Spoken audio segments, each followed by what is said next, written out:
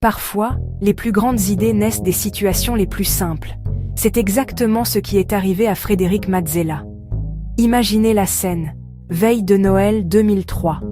Étudiant à Stanford, il veut rentrer en Vendée pour les fêtes.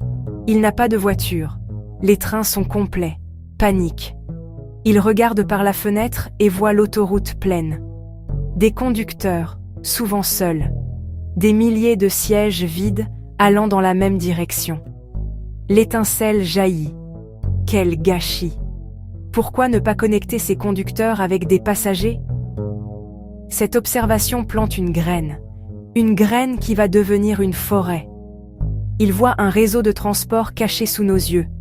Des millions de personnes se déplacent chaque jour, chacune dans sa bulle. Il voit l'opportunité de créer du lien, transformer trajets solitaires en partage. Lancer une entreprise n'est jamais facile.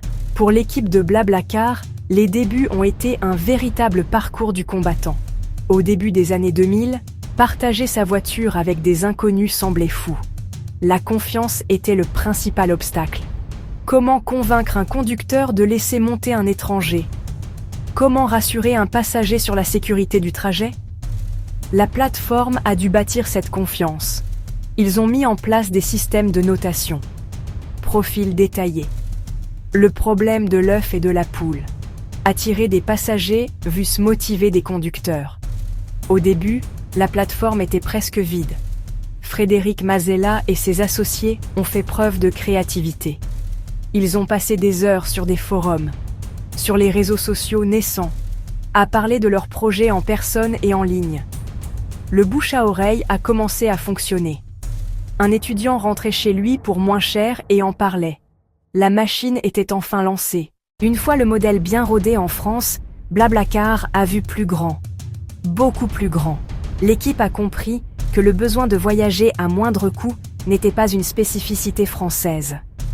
Partout en Europe, et même dans le monde, des gens étaient confrontés aux mêmes problèmes des trains chers, des trajets en voitures solitaires et coûteux. L'ambition était claire, devenir le leader mondial du covoiturage. L'expansion a commencé par les pays voisins comme l'Espagne et l'Italie, où la culture et les problématiques de transport étaient similaires. La stratégie était simple mais efficace. Acquérir de petites plateformes locales existantes. Chaque nouveau pays était un nouveau défi. Il fallait adapter la plateforme aux langues, aux monnaies. Aujourd'hui, Blablacar est un géant mondial avec plus de 100 millions de membres dans plus de 20 pays. L'impact de Blablacar va bien au-delà du simple fait de se déplacer d'un point A à un point B. Cette plateforme a profondément changé nos habitudes. Blablacar a réintroduit une dimension sociale dans le voyage. Soudain, le trajet devient un moment de rencontre et d'échange. Économiquement, l'impact est colossal. Pour les passagers, c'est l'opportunité de voyager à des prix défiant toute concurrence, rendant la mobilité accessible à tous, notamment aux jeunes. Pour les conducteurs, c'est un moyen intelligent de partager les frais de leur trajet. Blablacar a popularisé l'idée de l'économie du partage en France.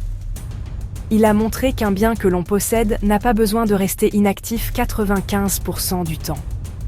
On peut le partager, l'optimiser, le rendre utile à la communauté. Sur le plan environnemental, la contribution de Blablacar est également significative. La plateforme a permis d'optimiser des millions de trajets et moins d'émissions de CO2 dans l'atmosphère.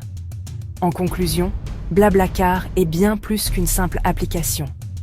Oui, une idée peut vraiment changer le monde, ou du moins la façon dont on le parcourt.